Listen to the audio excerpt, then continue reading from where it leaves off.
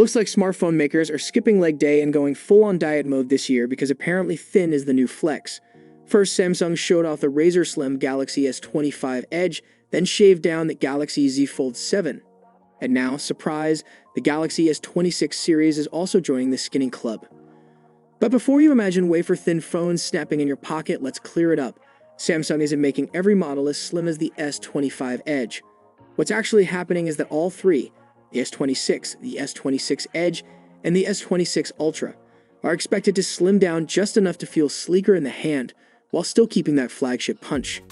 Before diving deep into today's video, a quick request. A single click on the subscribe button from you genuinely fuels my motivation to create more videos like this.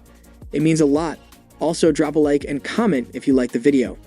Now let's get straight to today's topic. Here's where it gets wild though.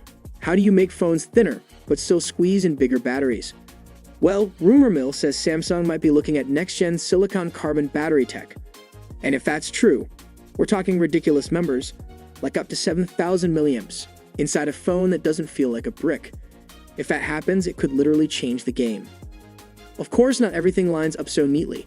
According to Ice Universe, the Ultra will indeed be thinner and lighter, but the battery capacity might not see massive gains. So yeah, maybe you don't expect your phone to last 3 days straight on a single charge just yet. And then there's the lineup confusion. Another leaker says Samsung hasn't even locked things in. Are we losing the Plus model for a new Pro? Are we keeping the usual trio? Nobody knows and Samsung isn't talking. But one thing's certain, they're shaking up the S26 family in some way. Now whether it's thinner bodies, new battery tech, or even a reshuffled lineup, it all points to change.